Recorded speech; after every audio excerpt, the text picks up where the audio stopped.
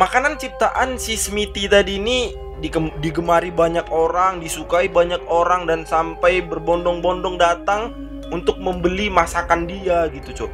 Fakta mengejutkan yang didapat. Kalian tahu apa? Setelah dilalui beberapa rangkaian uji lab, ternyata terdapat kandungan daging manusia yang ada di dalam makanannya tadi, Cok. Ia meminta kepada hakim agar nanti kuburan dia tidak dituliskan namanya, melainkan hanya dituliskan angka nomor 1. Ia ingin semua orang mengenalnya sebagai orang nomor 1 meskipun ia telah tiada. Dan alhasil permintaan Smithy tadi pun dikabulkan oleh pihak pengadilan.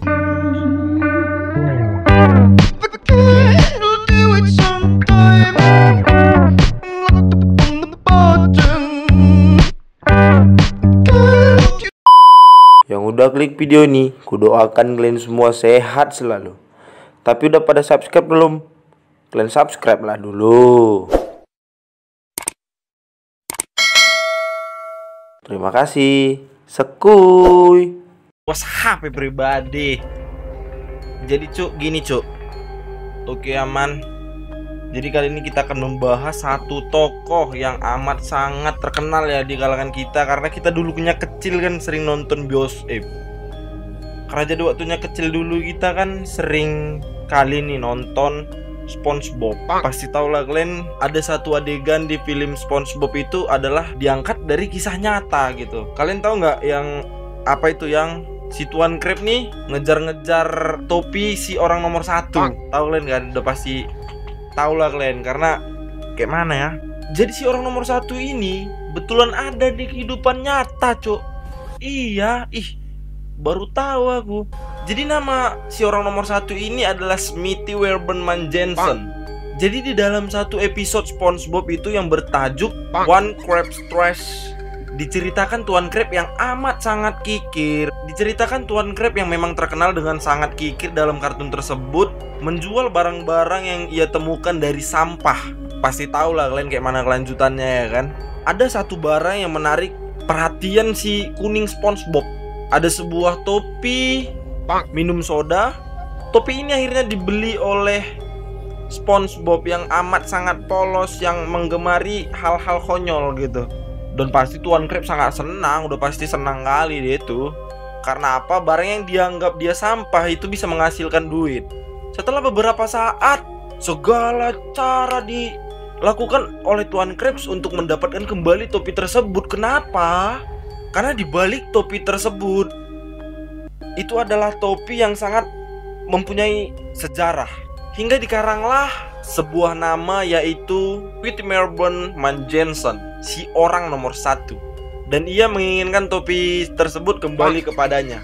Ini si SpongeBob yang kepolosannya ini memang di atas rata-rata ini, mau aja, nggak tahu kenapa.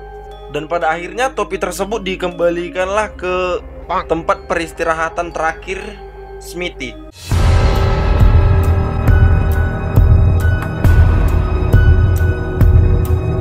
Ternyata usut punya usut, nama lakon yang dimainkan dalam satu episode tersebut ada di kehidupan nyatanya, Cuk.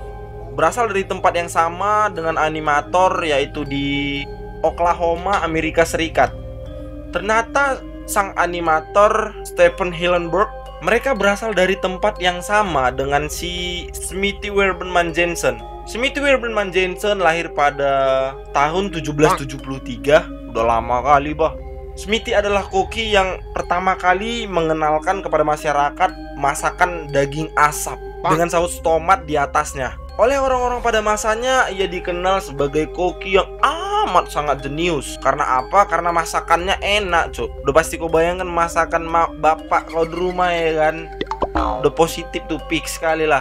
Makanan ciptaan si Smithy tadi ini digemari banyak orang, disukai banyak orang, dan sampai berbondong-bondong datang untuk membeli masakan dia gitu, Cuk. Semua orang ingin menikmati dan merasakan masakannya gitu. Olahan daging yang diciptakannya diberikan nama Little Mold, yaitu daging yang dipanggang setengah matang lalu diolesi saus dan madu. Tidak ada orang satupun yang meragukan kelezatan masakannya ini, Cuk, masalahnya ya kan. Selama 4 tahun Smithy sudah menjalankan bisnis kuliner yang ia bangun. Kelezatan daging buatannya sudah sampai ke pelosok-pelosok negeri gitu, kayak ke kampung-kampung kan, yang gak ada di peta gitu. Hingga pada suatu hari, seorang inspektur makanan mengunjungi tempat si Smithy tadi. Sang inspektur memeriksa olahan daging yang dibuat oleh si koki nomor 1. Fakta mengejutkan yang didapat. Kalian tahu apa? Setelah dilalui beberapa rangkaian uji lab, ternyata terdapat kandungan daging manusia yang ada di dalam makanannya tadi, cok. Ih, gila memang tuh orang. Dan sudah pasti pihak kepolisian Oklahoma segera mengambil tindakan hukum.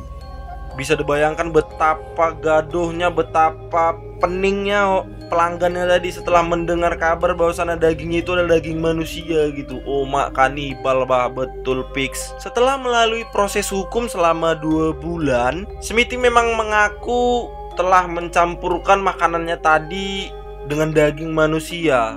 Tetapi ia berdalih tidak bersalah karena daging manusia yang dia dapat itu bukan berasal dari manusia yang telah dia bunuh. Ia bersikukuh mendapatkan daging manusia tersebut dari mayat yang ia temukan.